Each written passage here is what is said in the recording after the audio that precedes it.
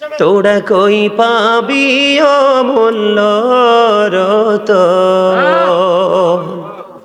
আমার মায়েরই মতন রে নাই দরদি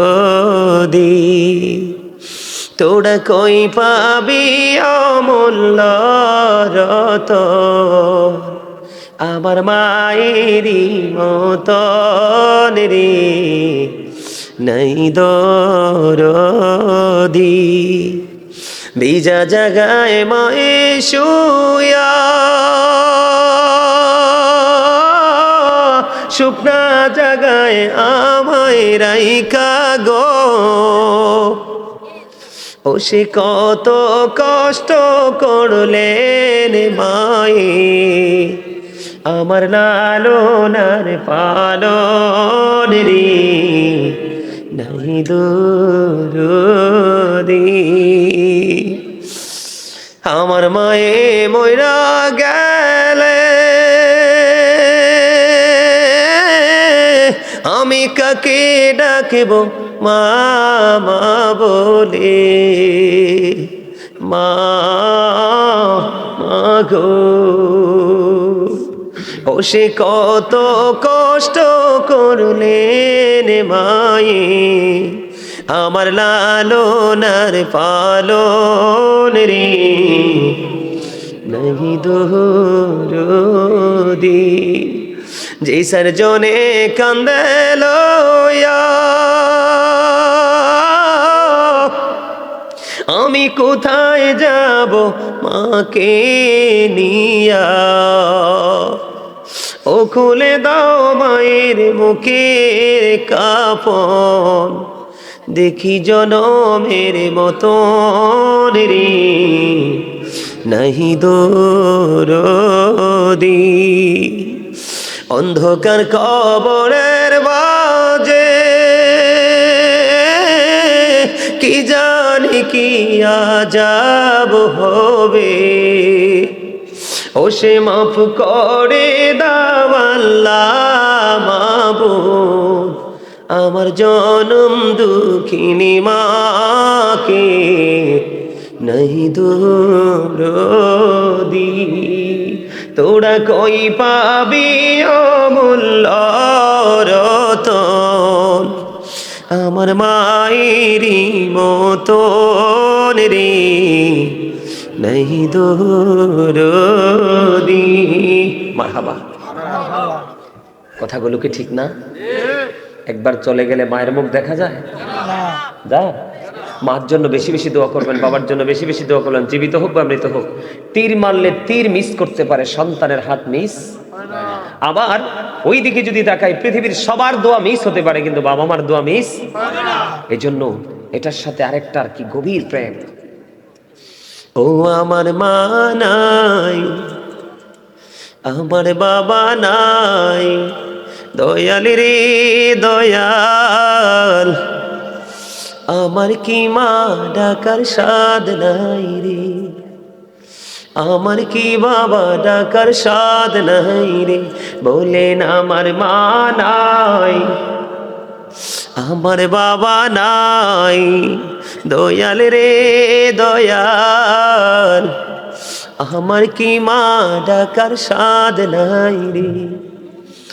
আমার কি বাবা ডাকার সাদ নাই রে ঘরে যাইয়া সবাই দেখে মা জননীর মুখ বাবা যখন মাথায় হাত দে ভুলে যাই সব দুঃখ আমার মা নাই আমার বাবা নাই দয়াল রে দয়াল আমার কি মা ডাকার সাদ নাই রে আমার কি বাবা ডাকার সাদ নাই রে বলেন শয়নে স্বপনে শুধু মা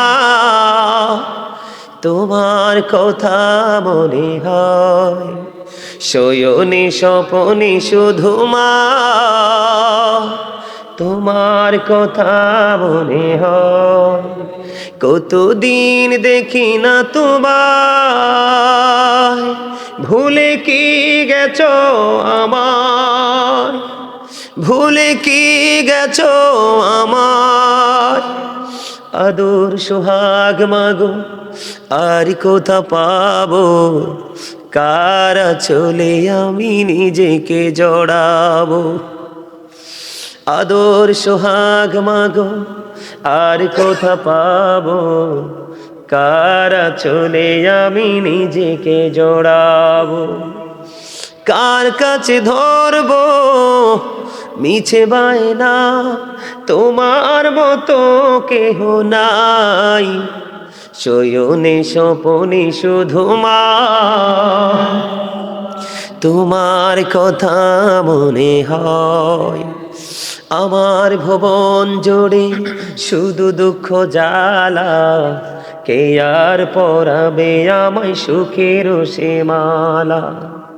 আমার ভুবন জুড়ে শুধু দুঃখ জ্বালা, কে আর পরাবে আমায় সুখের সে মালা।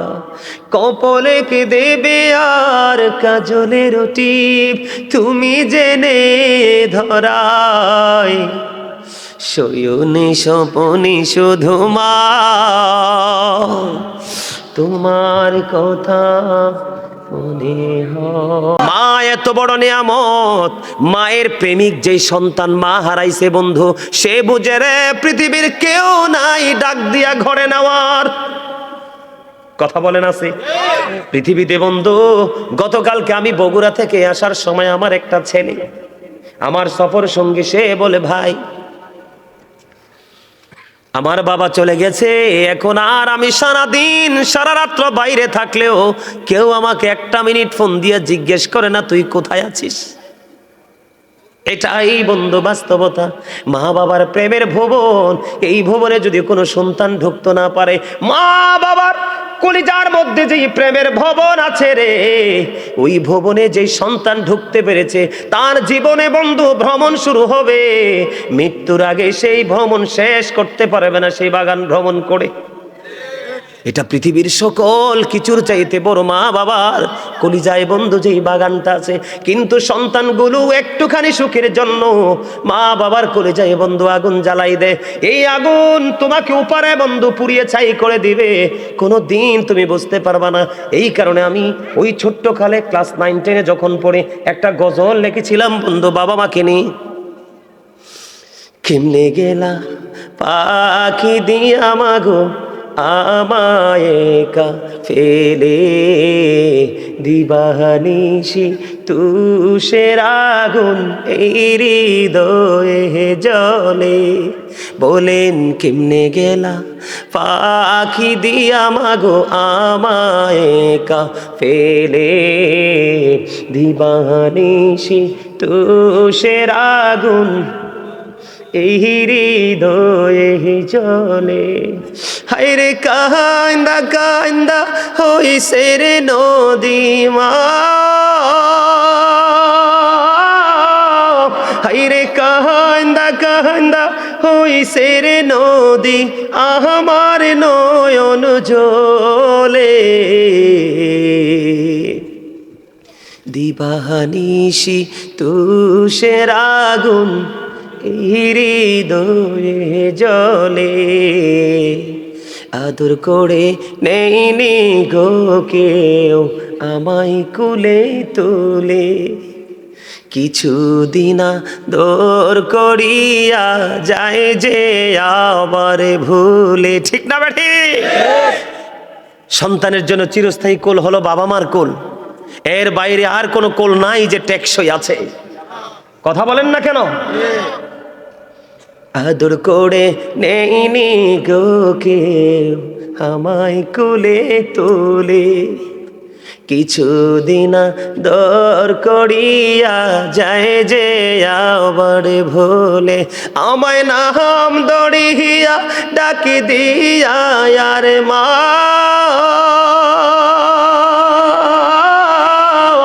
আমায় নাম দড়িয়া ডাকি দিয়া আর কে নিবে রে ঘরে। দিবানিশি তুষের আগুন এই হৃদয়ে জলে। ঠিক না বা ঠিক? ডাক দিয়ে নেওয়ার মতো কেউ আসেনি? বন্ধু, সেই ছোট্ট থাকতেই গজলটা লিখেছিলাম, অনেকবার অনলাইন থেকে ভাল লাগলে শুনে নেবেন। যেটা আমি বলতে চেয়েছিলাম বন্ধু, বাবার অবাধ্য হইলে আল্লাহর অবাধ্য।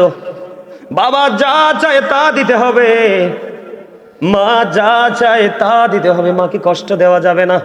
বন্ধুরে আমার, যদি কষ্ট দাও, তুমি আল্লাহ এবং আল্লাহর হাবিবের কথার উপর কথা বলেছো, আল্লাহ রাসূলের কণ্ঠস্বরের উপর তুমি কণ্ঠস্বর উঁচু করেছো। আল্লাহর হাবিব বলেছে তুমি করো না, তুমি করেছো।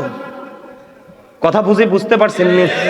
বন্ধুরে আমার, আল্লাহর হাবিবের কণ্ঠস্বরের ওপর যদি আপনার কণ্ঠস্বরটা উঁচু হয়ে যায়, আপনার জীবনের যত কর্ম এগুলো মনে অজান্তে বন্ধু শেষ হয়ে যাবে।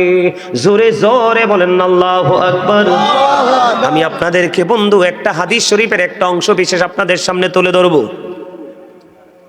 ছোট্ট একটা হাদিস, আমার দিকে তাকান, আমি আগে নেগেটিভটা আপনাদের সামনে তুলে ধরবো বন্ধু। নেগেটিভটা এমন ভাবে আমি আপনাদের সামনে তুলে ধরবো। হযরতে জুরাইজ নামে আল্লাহর একজন প্রিয় বান্দা ছিলেন। ওই জুরাইজ মানুষকে নিয়ে একত্রিত হয়ে আমল করতে তিনি পছন্দ করতেন না। লোকালয় থেকে অনেক দূরে উনি একটা হুজরা বানিয়েছিলেন। হুজরাটা বানিয়েছিলেন তিনি মাটি দিয়ে। গভীরভাবে খেয়াল করবেন বন্ধু, অত্যন্ত গুরুত্বপূর্ণ শিক্ষা।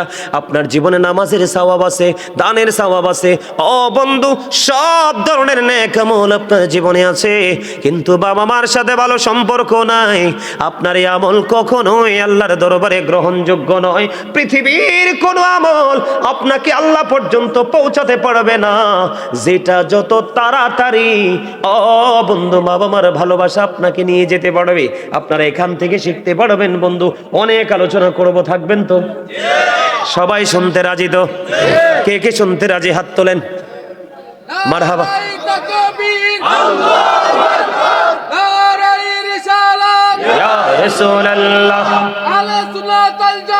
জিন্দাবাদ জিন্দাবাদ জিন্দাবাদ জিন্দাবাদ আহলে সুন্নাত ওয়াল জামাত। কাজী সুলাইমান আল কাদরী সাহেব জিন্দাবাদ জিন্দাবাদ।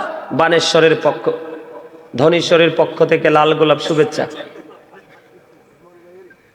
না, জেদ্দুর কইছে, এদ্দুরে লোক দেখলে মনে হয়নি যে নারাই দিতে পারবো। এই জন্য বলছি, আপনার চামড়া কিন্তু বড় জিনিস না, আসলে হচ্ছে ভিতরেরটা। ঠিক কিনা বলে? আরো জোরে। এটা মাথা থেকে পা পর্যন্ত যে গোস্তের টুকরা, এগুলোর ভিতরটা যদি ঠিক না থাকে এটার কোনো দামই নাই। আছে? আরে বলেন আছে? লোকটারে দেখলে তো মনে হয় না, আরে আমার নামও তো খুব কনফিডেন্সলি বলে ফেলছে।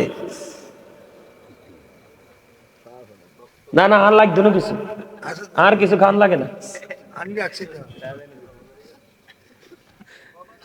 আই এক কানা ঠিক করি কইছি, আই কোনা কানো কোনো কিছু খাইতে পারি না, বুঝছেন?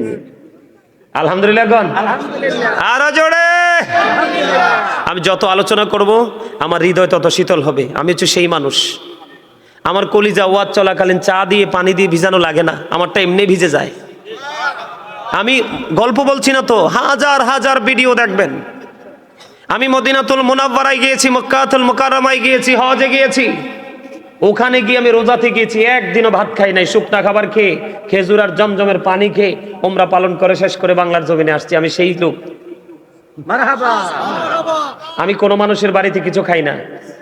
মাছ বলেন, গোস্ত বলেন, আমার যদি কেউ খাসির গোস্ত, গরুর গোস্ত, হাঁসের গোস্ত, এটি কেমন মজা, ইলিশ মাছ কেমন মজা আমি বলতে পারবো না, কারণ এগুলো স্বাদ কেমন আমি বলতে পারবো না। আমি আমার জীবনে খাইনি এগুলো।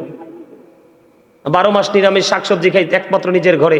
এই পৃথিবীতে বাইরে কত রকমের খাবার, একটা খাবার আমি একদম গুনাহগার মুখে লাগাই না। আমি সেই লোক।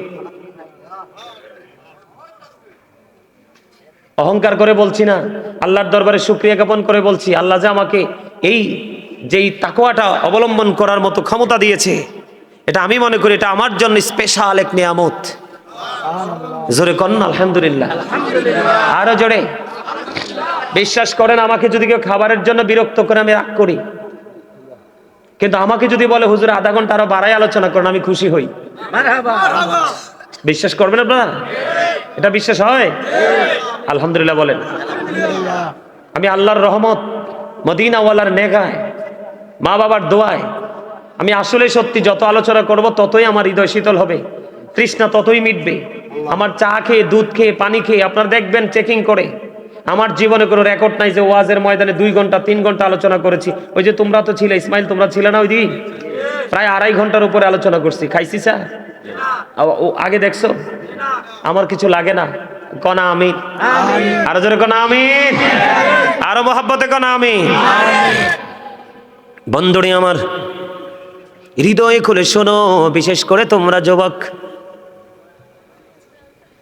আমি এখনো পর্যন্ত, আমার মা ওই দিন বলেছে, আমার গাজী সুলাইমান এখনো আমার কাছে সেই ছোট্ট ছেলে। সুবহানাল্লাহ বলবেন না? এবার বোঝেন মায়ের কলিজায় আমার বসতিটা কত বৃহৎ।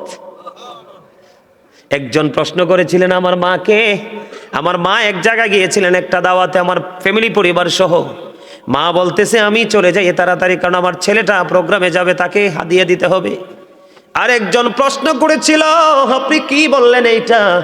আপনার এত বড় ছেলে, এটা কি ছোট্ট ছেলে নাকি যে এখনো আপনার পকেট থেকে টাকা দিতে হয়? আমার মা বলেছে, আমার ছেলের আমার টাকা ছাড়া তার দিন চলে না, রাত চলে না। প্রতিদিন আসার সময় মার কাছ থেকে গাড়ি ভাড়া নিয়ে আসি। বন্ধু বিশ্বাস করবেননি, এটা যুবক তোমাদেরকে বোঝানোর জন্য বলি রে। আমার কলিজায় মায়ের প্রতি এত বেশি রেসপেক্টেশন। মা আমার 100 টাকা লাগবে দেন, 500 টাকা লাগবে দেন, মার কাছ থেকে খুঁজে খুঁজে বাজার করি।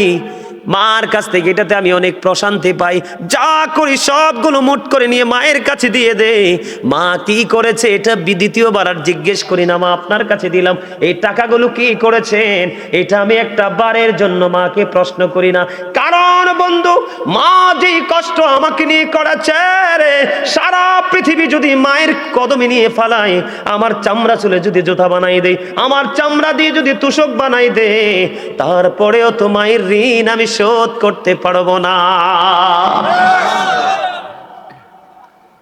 বন্ধু আমি তোমাদেরকে বলবো, 4 বছর যদি মাকে কাঁধে করে ঘোরাও রে, কাঁধে করে চড়াও রে, তাহলে একটা রাত্রের দুধ পানের ঋণ শোধ হবে না। আমরা কি বুঝতে পারি মায়ের কাছে আমরা কতটা ঋণী, বাবার কাছে আমরা কতটা ঋণী? আপনারা বোঝেন না। আল্লাহ বলেছেন আমার গোলামি করো। কি করো? আল্লাহর গোলামি করো, আল্লাহর সাথে কাউকে শরীক করিও না। এই যে লৌহে মাহফুজের কোরআন, আল্লাহর অমীয় বাণী, যেটাকে বলা হয় দা হোলি কোরআন, পবিত্র গ্রন্থ। এই গ্রন্থের মধ্যে আল্লাহ রাব্বুল আলামিন মা বাবার কথা তুলে ধরেছে একাধিক। বন্ধু সূরার মধ্যে, সূরা আনকাবুতের মধ্যে আল্লাহ রাব্বুল আলামিন বলেছেন যে আমি আমার বান্দাদেরকে অর্ডার করেছি মা বাবার সাথে সৎ ব্যবহার করার জন্য। জোরে জোরে বলেন না সুবহানাল্লাহ, আরো জোরে বলেন না সুবহানাল্লাহ। আপনারা কি দুর্বল হয়ে পড়েছেন? আরো জোরে বলেন, প্রমাণ দেই আমি আপনাদেরকে। বন্ধু আল্লাহ রাব্বুল আলামিন কি বলেছে দেখেন, ছোট্ট করে বলছি, ওয়া ওয়াসাইনাল ইনসানা বিওয়ালিদাইহি হুসনা। আল্লাহ রাব্বুল আলামিন বলে দিয়েছে, আল্লাহর বান্দাকে অর্ডার করেছে আল্লাহ রাব্বুল আলামিন, তোমরা তোমাদের বাবা মার সাথে কি করো? উত্তম আচরণ করো, ভালো আচরণ করো, প্রেমময় আচরণ করো। সুবহানাল্লাহ বলেন। আজকে মা বাবার কথা বললে অনেক সন্তান শুনতে চায় না। এরে বড়ুরা দরেশ্বরের যুবক বন্ধু, তোমরা সবাইকে আমি আমার হৃদয় থেকে বলছি, হৃদয় খুলে শোনো। জুরিস যেমন একজন আল্লাহওয়ালা ছিল, তিনি মানুষ নিয়ে আমল করতে পছন্দ করতেন না, মানুষের ভিড়ে তিনি থাকতে পছন্দ করতেন না। লোকালয় থেকে অনেক দূরে নির্জন একটা জায়গায় তিনি একটা হুজরা বানাইলো। হুজরা বানাইছে, তার মানে ইবাদতের জন্য একটা কেন্দ্রবিন্দু তিনি তৈরি করেছে। তিনি আমল করতেছেন, দিন যায় রাত যায়, দিন যায় রাত যায়। একদিন তিনি হুজরার মধ্যে বন্ধ নামাজের নিয়ত বাঁধলেন। নামাজের নিয়ত বাঁধা অবস্থায় মা দুঃখিনী বাইরে চলে আসলেন। এসে ডাকে, বাবা জুরিস, বাবা গো তুমি কোথায় গো বাবা? আমি মা এসেছি তোমার সাথে দেখা করার জন্য। এখন খেয়াল করবেন, গভীর খেয়াল, জুরিস কিন্তু নামাজ পড়তেছে। কি করতেছে? সেজদার চাইতে, ইমানের পরে সেজদার চাইতে দামি আমল আর কিছু আসেনি। কপালে আল্লাহ, কপালটা আল্লাহর কুদরতি কদমে ঠেকানো, এটার চেয়ে দামি আমল আসেনি। খেয়াল করবেন বন্ধু, বুখারী শরীফের হাদিস। ছেলেটা নিয়ত নামাজ পড়তেছে, এদিক দিয়ে হুজরার বাহিরে থেকে এসে বন্ধু ধরেন একটা এক্সাম্পল, হুজরা বললে অনেকে বোঝে না, সাধারণ মানুষ ধরেন ঘরের ভিতরে ছেলে নামাজ পড়ে, বাহির থেকে মা ডাকতেছে, বাবা জুড়িস আমি মা এসেছি তোমার সাথে দেখা করবো। এবার জুড়িস ডেকে ডেকে বলে, আল্লাহ আল্লাহ গো, আমি তো নামাজের নিয়ত বেঁধে ফেলেছি, এখন আমি কি আমার মায়ের ডাকে সাড়া দিব নাকি আমি নামাজখানা চালিয়ে যাব? ওই সন্তান হযরত জুড়িস আল্লাহর বুজুর্গ বান্দা, সে কি করলেন? মায়ের ডাকে সাড়া দিলেন না, সাড়া না দিয়ে তিনি নামাজটাই চালিয়ে গেলেন। নামাজ শেষ হলো, নামাজ শেষ করার পরে এবার বাইরে এসে চাইয়ে দেখে মা দুঃখিনী, বন্ধু বাইরে নাই, চলে গেছে। একদিন চলে গেল, জোরে কন্না আল্লাহু আকবার। আজকের একদিন চলে গেল বন্ধু, আবার দ্বিতীয় দিন দেখেন ভাগ্যের কি নির্মম পরিহাস এবং আমাদের জন্য কত বড় শিক্ষা। আল্লাহর হাবিব এই হাদিসের অংশ বিশেষ একটা মুমিনের জন্যই যথেষ্ট, আর বেশি ওয়াজের দরকার নাই বন্ধু। এবার কি করলেন হযরতে জুরিজ? আবার দ্বিতীয় দিন তিনি আবারও নামাজরত অবস্থায়, নামাজ চলাকালীন মা দুঃখিনী আসলো। মা দুঃখিনী এসে ডেকে ডেকে বললেন, বাবা বাবা গো, আমি আজকে এসেছি তোমার সাথে একটু দেখা করবো গো বাবা, তুমি আমাকে একটু দেখা দাও। এবার আজকেও জুরিজ মনে মনে ভাবে আগের মতো, মনিব ও আমার মাওলা, আমি আজকেও তো নামাজরত অবস্থায়, আমি কি নামাজ চালিয়ে যাব নাকি আমার মায়ের ডাকে আমি সাড়া দেব? আজকেও ছেলেটা মায়ের ডাকে সাড়া দিলেন না, চিন্তা করতেছেন আমি আগে নামাজটা শেষ করে ফেলি। নামাজ যখন শেষ হয়ে গেল বন্ধু, দ্বিতীয় দিন বাইরে এসে চাইয়া দেখে আজকে তো মা নাই, মা আজকেও চলে গেছে। 2 দিন পার হয়ে গেল বন্ধু, তৃতীয় দিন আবার আসলো। তৃতীয় দিন আবার আসার পরে চাইয়া দেখে হযরত জুরিজ আজকেও বন্ধু নামাজরত অবস্থায়, মা বারবার ডাকে, বাবা বাবা গো, এক এক করে 2 দিন তোমার কাছে আসলাম গো বাবা, দেখা হলো না, আজকে এসেছি বাবা আমি তোমার সাথে দেখা করবো। আজকে হযরত জুরিজ তিনি বলতেছে, আমি আজকেও তো নামাজরত অবস্থায়, আমি কি নামাজ চালিয়ে যাব গো নাকি আমি আমার মায়ের ডাকে সাড়া দিব? ওই 2 দিনের মতো আজকেও তিনি চিন্তা করলেন, আমি আজকেও সাড়া দিব না, নামাজটা শেষ করে মায়ের ডাকে সাড়া দিব বন্ধু। হাদিস শরীফ প্রমাণ করেছে, এক এক করে 3 দিন পার হয়ে গেল, ছেলেটা নামাজরত অবস্থায় মায়ের ডাকে সাড়া দিল না, মায়ের সাথে দেখা করলো না। তৃতীয় দিন নামাজ শেষ করার পরে বাইরে এসে চাইয়া দেখে আজকেও মা নাই। মা এক এক করে 3 দিন আসলো, ছেলেটা দেখা দিল না। যাওয়ার সময় মা আল্লাহর কাছে দরখাস্ত দিয়ে গেল, মনিব আমি এক এক করে 3 দিন ছেলেটার সাথে দেখা করতে আসলাম, ছেলেটা আমায় দেখা দিল না, আমি মা আজকে তোমার কাছে দরখাস্ত দিয়ে গেলাম, তাকে বেশ্যা মহিলার মুখ না দেখাইয়া মরণ দিও না। জোরে জোরে বলেন নাউজুবিল্লাহ।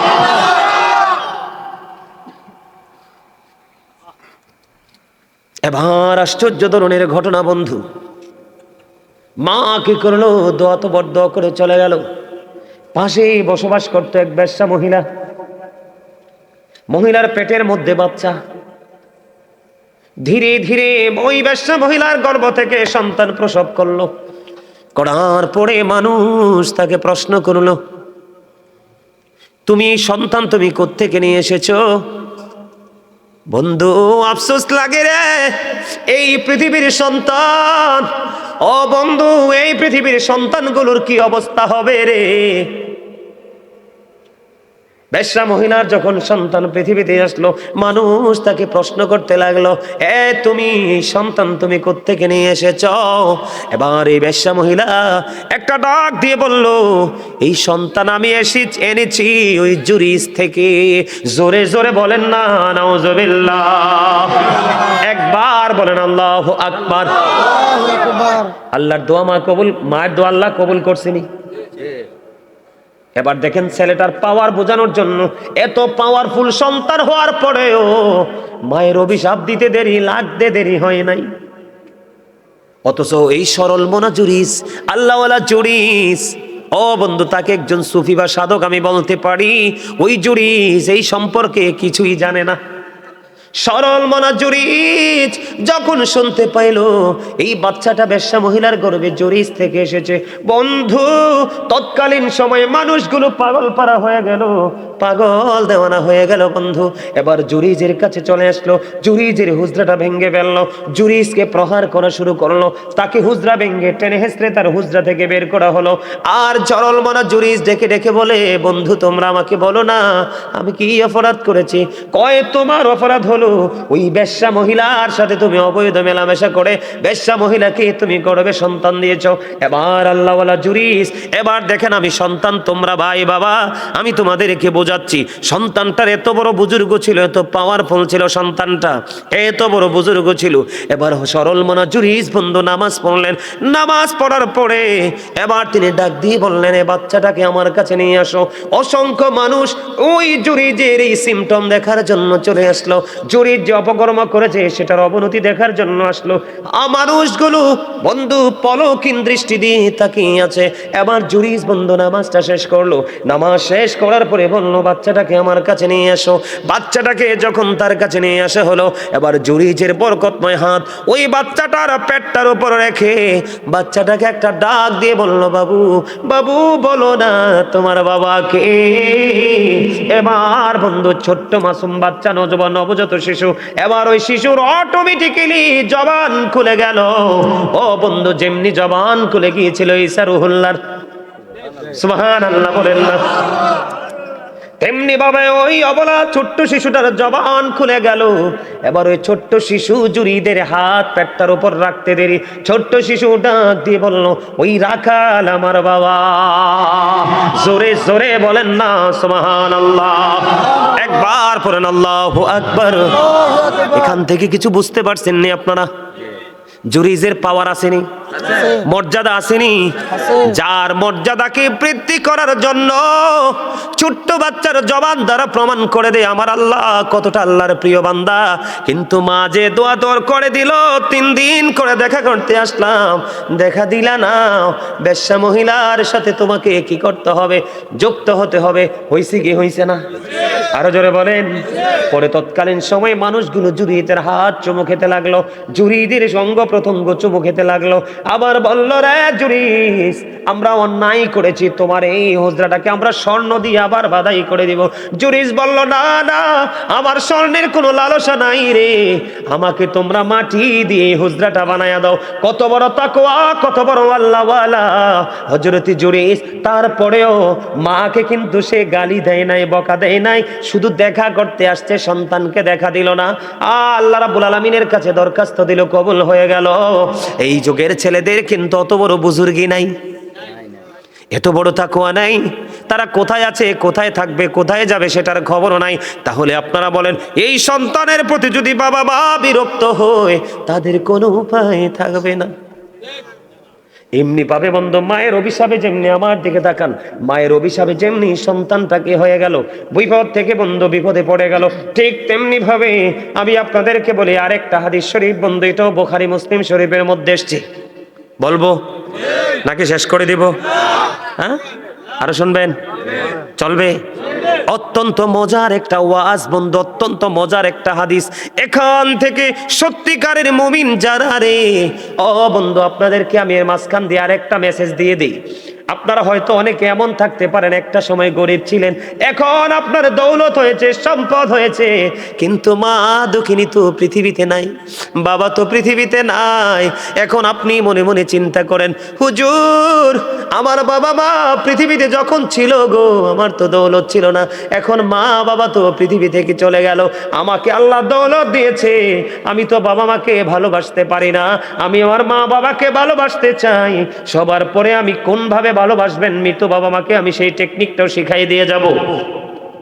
তবে বন্ধু, এই সুস্থ সন্তান যেমনি করে মায়ের অভিশাপে বরদোয়ায় পড়েছে, ঠিক তেমনি ভাবে বিপদগ্রস্ত সন্তান কিভাবে মায়ের দোয়ায় বিপদ থেকে বেঁচে গেছে।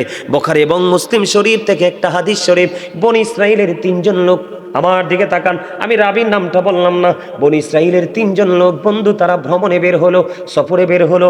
সফর করতে করতে করতে করতে করতে করতে করতে করতে বন্ধু সন্ধ্যা ডানা মেলে দিল। সূর্য তার আপন গন্তব্যে লুকিয়ে গেল। সন্ধ্যা ডানা মেলে দিল, দিবালোক বন্ধু চলে গেল। এবার তারা কি করলেন? ওই পাহাড়ের গুহার মধ্যে অবস্থান করলেন। যেই দরজাটা দিয়ে তারা গুহার মধ্যে প্রবেশ করেছে, গুহার মধ্যে ঢুকেছে 3 জন। কয়জন? গুহার মধ্যে বন্ধু ঢুকেছে 3 জন লোক। 3 জন লোক ঢোকার পরে এবার কি করলো? অটোমেটিক্যালি হঠাৎ করে পাহাড় থেকে বিশাল একটা পাহাড় ধসে পড়লো। ভাগ্যক্রমে ওই পাহাড় বন্ধু, এই পাথরটা তাদের দরজা বরাবর পড়েছে। হাদিস শরীফের মধ্যে এসেছে, পৃথিবীর কেউ নাই, পৃথিবীর কারো কোনো ক্ষমতা নাই আল্লাহ ছাড়াই পাথরটা সরাইবার দরজা থেকে। কত বড় বিপদ চিন্তা করছেননি? কয়জন লোক? 3 জন লোক, বনি ইসরাইলের 3 জন লোক। তারা এটার মধ্যে পড়ে বিপদে পড়ে গেল। 3 জন এটার মধ্যে বন্ধু আফসোস করতেছে, কি করব এখন? এত বড় পাথর দরজার মুখটা ফিলাপ করে দিছে, আমরা এখান থেকে কেমন করে বের হব? চিন্তা করতে করতে করতে করতে 3 জন মিলে একটা পরামর্শ করলেন। যেমন আজকে আপনাদের এই প্রোগ্রামটা একটা কিন্তু এদের মতো একটা এক্সাম্পল হতে পারে, যদি মন দিয়ে, হৃদয় দিয়ে, ভালোবাসা দিয়ে শুনতে পারেন। 3 জন পরামর্শ করলো, বন্ধু আমরা 3 জন তো বিপদে পড়ে গেছি, এখন বিপদ থেকে তোমাদেরকে বাঁচতে হবে, কি করণীয়? 3 জন মিলে পরামর্শ করে একটা সমাধান বের করলেন। সমাধানটা হলো, তারা 3 জন মিলে চিন্তা করলেন, আমাদের জীবনে তো অনেক ভালো কাজ করেছি, আমাদের জীবনে তো অনেক নেক কর্ম করেছি, প্রত্যেকের জীবনে স্পেসিফিক কোনো ভালো কাজের উসিলা দিয়ে আল্লাহর কাছে দরখাস্ত দাও, দেখি রে আল্লাহ আমাদেরকে বড় বিপদ থেকে বাঁচাই কিনা। সুবহানাল্লাহ বলেন না, আর জোরে বলেন না সুবহানাল্লাহ। সুবহানাল্লাহ আলহামদুলিল্লাহ লা ইলাহা ইল্লাল্লাহ, সুবহানাল্লাহ আলহামদুলিল্লাহ লা ইলাহা ইল্লাল্লাহ, লা ইলাহা ইল্লাল্লাহ। নবী আমার নূরের ফুতুল, জগৎ করলেন ও জালা। নবী আমার নূরের ফুতুল, জগৎ করলেন ও জালা। রোজ হাসরে করবেন তিনি উম্মতের ফয়সালা। সুবহানাল্লাহ আলহামদুলিল্লাহ, মহাপতে সুবহানাল্লাহ আলহামদুলিল্লাহ লা ইলাহা ইল্লাল্লাহ, লা ইলাহা ইল্লাল্লাহ, লা ইলাহা আরশ কুরসি লৌহ কলম সৃষ্টি যাহার ওসিলা। আনিছি আল্লাহ খুশি হইয়া নাম রাখিলেন হাবিবুল্লাহ। সুবহানাল্লাহ আলহামদুলিল্লাহ লা ইলাহা ইল্লাল্লাহ, লা ইলাহা ইল্লাল্লাহ মুহাম্মাদুর রাসূলুল্লাহ সাল্লাল্লাহু আলাইহি ওয়াসাল্লাম। আমি আপনাদেরকে একটু হালকা একটু বন্ধু নাস্তা দিয়েছি। কে দিয়েছি? আলোচনার সময় অনুযায়ী এটা আপনাদের লাঞ্চ টাইম। কারণ সকালে শুরু হয়েছে, তার মানে বিকাল থেকে শুরু হয়েছে, রাত্র 12টা পার হয়ে গেছে, তার মানে 100% এটা আপনাদের যারা জান্নাতের বাগানের মেহমান তাদের জন্য লাঞ্চ টাইম। এই জন্য আপনাদেরকে হালকা করে একটু লাঞ্চ করিয়ে নিলাম। হুজুর এটা আবার কেমন ধরনের ব্যবহার, এটা আবার কেমন ধরনের কথা? এটা আমার কথা নয়, নবীজি জানিয়ে দিয়েছেন জান্নাতের বাগানে যারা প্রবেশ করে তারা জান্নাতের মেহমান হয়ে যায়, তারা জান্নাতি হয়ে যায়, তারা জান্নাতের মেহমান হয়ে যায়।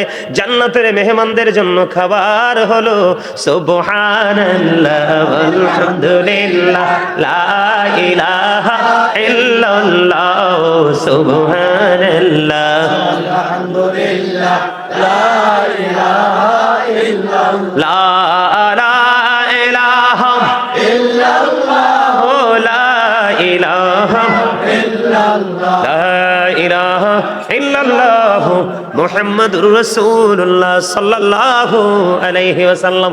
ও বন্ধু, এই নাস্তার স্বাদ হলো ব্যতিক্রম। পৃথিবীর বুকে দুপুরবেলা যে লাঞ্চ আমরা করি প্রতিদিন, ওই লাঞ্চ থেকে আসে দেহের প্রশান্তি। আর মাহফিলে আপনাদেরকে যে লাঞ্চ আমি করিয়েছি, ওই লাঞ্চ থেকে আসে আপনার রুহের প্রশান্তি। দুই ধরনের খাবার লাগে মুমিনের প্রতিদিন। একটা হলো পৃথিবী থেকে খুঁজে বের করা হয়, পৃথিবী থেকে খাওয়া হয়, এটা হলো মুমিনের দেহের খোরাক। আর এই সমস্ত বাগান থেকে যেটা সংগ্রহ করা হয়, এটা হলো মুমিনের জন্য রুহের খোরাক। বন্ধুরি আমার, বলতেছিলাম মনে আসেনি আপনাদের? তিনজন লোক পরামর্শ তাদের ফাইনাল হয়ে গেল।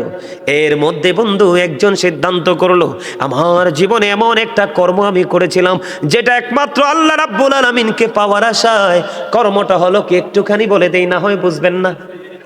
প্রথম যিনি তার উসিলাটা আল্লাহর দরবারে তুলে ধরেছে, আল্লাহ কিন্তু বলেছে ইয়া আইয়ুহাল্লাযীনা আমানুত্তাকুল্লাহা ওয়াবতাগু ইলাইহিল উসিলা। আল্লাহ বলেছেন ইমানদারগণ, তোমরা আমাকে ভয় করো, আর ভয় করার পরে তোমরা উসিলা তালাশ করো। হুজুর উসিলাটা কি? ওয়াকুনু মা'আস সাদিকিন, ট্রুথফুল ম্যান, সত্যবাদী লোক, তার মানে হক্কানি আলেম এবং হক্কানি আল্লাহর ওলিরা। তোমরা তাদের সাথে যখন যুক্ত হয়ে যাবে রে, তখনই তোমাদের ধাপ একটার পর একটা সামনের দিকে অগ্রসর হতে থাকবে। প্রথম যিনি আল্লাহর দরবারে উসিলাটা দাঁড় করালেন, আল্লাহ রাব্বুল আলামিনকে একটা ডাক দিয়ে বললেন, তিনি মনিব, ওই দিন যে আমি কাজটা করেছিলাম, এটা শুধু তোমার সন্তুষ্টির জন্য করেছিলাম। কাজটা কি বন্ধু? ওই লোকটা হলো একজন কাঠুরিয়া। প্রতিদিন সকালবেলা তিনি যাইতেন কাঠ কাটার জন্য বাগানে। বাগান থেকে কাঠ কাটা শেষ করে এসে বন্ধু তিনি কি করতেন, ওনার বাড়িতে একটা দুধের প্রাণী ছিল, দুধ দহন করত। তিনি কি করতেন, কাঠ কেটে সে কাঠগুলো রেখে দিয়ে আগে তিনি দুধ দহন করতেন। দুধ দহন করে করে কাউকে আগে খাওয়াইতেন না। ওনার বিবি ছিল, সন্তান ছিল, বিবিকেও দিতেন না, সন্তানকেও দিতেন না। বিবি, বিবি রে, ও আমার সন্তান, তোমাদের আদরও আমার কাছে কম না, কিন্তু তোমাদের আদরের চাইতে সবচেয়ে বড় আদর হলো আমার মা বাবা। সন্তান বাবা মার জীবন থেকে যদি একটা চলে যায়, আল্লাহ চাইলে 70 বছর, 50 বছর, 60 বছরও আর একটা আসে। কিন্তু মা বাবা এমন অমূল্য সম্পদ রে, এটা জীবন থেকে একবার হারাই গেলে আর আসে না বন্ধু, আর ফিরে দেখা যায় না রে। কত মুরব্বীর চেহারা দেখা যায়, কিন্তু বাবাকে কারো মাঝে খুঁজে পাওয়া যায় না। আত্মীয় স্বজন কত বৃদ্ধা আমরা দেখতে পাই রে, মায়ের প্রতিচ্ছবি কতজনের মাঝে আমরা খুঁজে পাই, কিন্তু মা তো নাই, চিরদিনের জন্য চলে গেছে অচিন দেশে। বন্ধু, ওই ছেলে কাঠুরিয়াটা ডাক দিয়ে বললেন, বন্ধু, এমনি করে করে প্রতিদিন তিনি দুধ পান করায় মাকে আগে আইসা। বন্ধু, একদিন তিনি দেরি করে আসলেন, আজকে আইসা দেখে বাবা মা ঘুমাই গেছে। বাবা মা যখন ঘুমিয়ে গেল, ইনি কিন্তু ধারাবাহিকভাবে তিনি একটা পাতিল হাতুনি তিনি দুধ দহন করেছে। হাদিস শরীফের মধ্যে সে যে দুধটা দহন করার পরে এবার ওনার সন্তান ডাক দিয়ে বলল, বাবা, বাবা গো, আমাকে একটুখানি দুধ দাও না, আমি দুধ পান করব। ওই কাঠুরিয়া ডাক দিয়ে বলল, না না, আমার মা ঘুমিয়ে গেছে তো কি হয়েছে রে, আমি যতক্ষণ না পর্যন্ত আমাকে দুধ খাওয়াইতে না পারবো, ততক্ষণ আমি কাউকে দুধ দিব না, এবং আমি আমার মায়ের রুমের দরজাটাও আমি ছাড়বো না। বন্ধু, কেমন সন্তান ওই কাঠুরিয়া! কাঠুরিয়া কি করলো, মা যে জায়গার মধ্যে ঘুমাইছে, ও বন্ধু, দুধের পাত্রটা হাতে নিয়ে দাঁড়াইয়া রইল। দাঁড়াইয়া থাকতে থাকতে ফজরের আজান হয়ে গেল।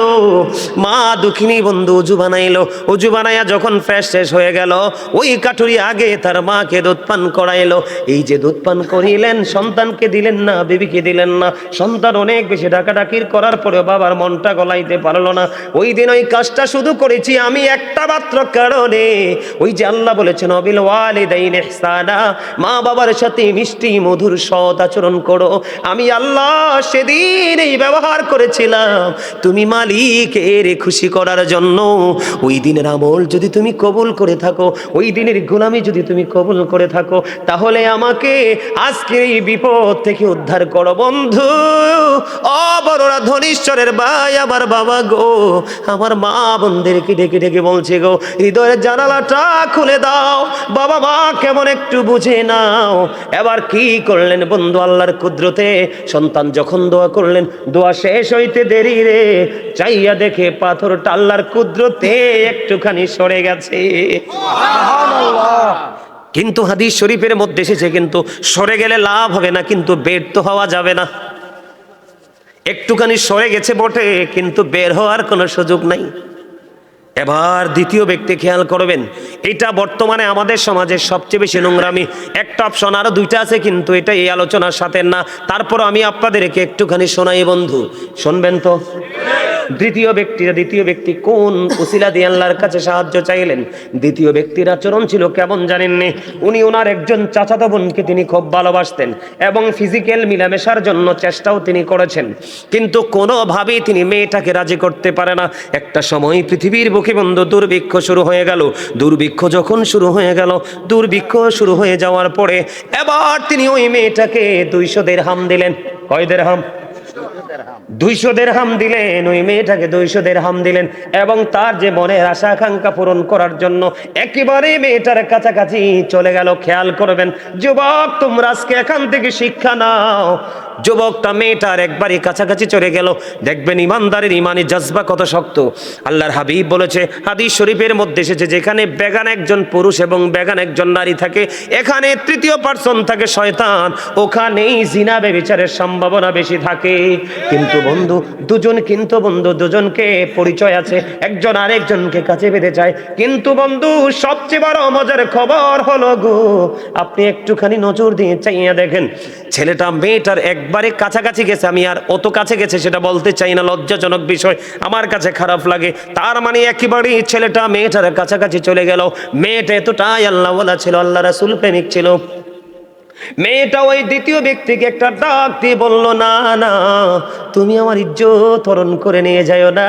আমাকে যিনি মোহরানা দিয়ে আমাকে যিনি বিয়ে করে বিবি বানাবে, ওনার জন্য সতীত্ব রক্ষা করতে হবে আমাকে। তুমি আমাকে নষ্ট করো না, আমার ইজ্জত তুমি লুটে নিও না। বন্ধু, মেয়েটা যেমনি ভাবে আপত্তি করলো, ছেলেটা তেমনি ভাবে মেয়েটাকে ছেড়ে চলে আসলো। এবং ওই যে 200 দিরহাম দিয়েছিল বিনিময়, ছেলেটা ওই 200 দিরহাম পর্যন্ত দাবি তিনি ছেড়ে দিয়েছে। ওই ব্যক্তিটা হলো আজকের বিপদগ্রস্ত দ্বিতীয় ব্যক্তি।